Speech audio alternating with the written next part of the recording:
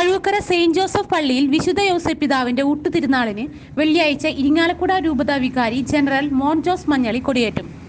ഞായറാഴ്ച ഊട്ടുനേർച്ച വെഞ്ചരിപ്പിന് ശേഷം നടക്കുന്ന ആഘോഷമായ തിരുനാൾ പാട്ട് കുർബാനയ്ക്ക് ഫാദർ ഷാജി തുമ്പച്ചിറയിൽ കാർമ്മികനാകും. വൈകിട്ട് തിരുനാൾ പ്രദക്ഷിണവും നടക്കുമെന്ന് വികാരി ഫാദർ സോജോ കണ്ണമ്പുഴ, പ്രേമൻ ചെങ്ങനിയാടൻ, ബാബു ചക്കാലമറ്റത്ത്, ഈനാശു എടത്തലപ്പറമ്പിൽ, സിജൻ ചക്കാലമറ്റത്ത്, സേവ്യർ കാരേക്കാട്ട് തുടങ്ങിയവർ പത്രസമ്മേളനത്തിൽ അറിയിച്ചു.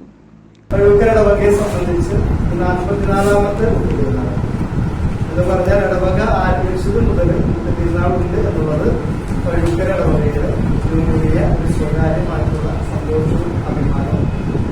ഈ തിരുനാളിന്റെ പ്രത്യേകത എന്താണെന്ന് വെച്ചാൽ വിശുദ്ധ ഔസേപ്പ് പിതാവിന്റെ തിരുശേഷിപ്പ് പ്രതിഷ്ഠിച്ചിട്ടുള്ള ആദ്യത്തെ തിരുനാളാണ്. ഇരിങ്ങാലക്കുട രൂപതയിൽ പഴുക്കര ഇടവകയ്ക്ക് അങ്ങനെ ഒരു ഭാഗ്യം ലഭിച്ചു. വിശുദ്ധ ഔസേപ്പ് പിതാവിന്റെ തിരുശേഷിപ്പ് ലഭിക്കുക എളുപ്പമല്ല. അദ്ദേഹത്തിന്റെ മേലങ്കി ഇറ്റലിയിൽ ബസിലിക്കയിൽ സൂക്ഷിച്ചിട്ടുണ്ട്. 16ാം നൂറ്റാണ്ട് മുമ്പായിട്ടാണ് തിരുശേഷിപ്പ്.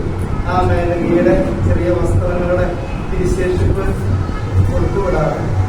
അങ്ങനെ ഞങ്ങളുടെ കയ്യിൽ ഒരു ബ്രദറിന്റെ കയ്യിൽ രണ്ട് തിരുശേഷിപ്പ് ഉണ്ടാവുകയും കഴിഞ്ഞ വർഷം ഞങ്ങളുടെ ദേവാലയത്തിൽ തിരുനാളിൽ വന്നപ്പോൾ ഈ തിരുനാളിന്റെ തിരക്കും വിശ്വാസം കണ്ടപ്പോൾ ആർക്കും കൊടുക്കാതെ വെച്ചിരുന്ന ആ തിരുശേഷിപ്പോടെ ഞങ്ങൾക്ക് സമ്മാനിക്കുകയും കഴിഞ്ഞ മാർച്ച് 19 ഔസേപ്പ് പിതാവിന്റെ കൂട്ടുതിരുനാളിന് മരണ തിരുനാളിന് ഞങ്ങളുടെ ദേവാലയത്തിൽ പ്രതിഷ്ഠിക്കുകയും ചെയ്തു.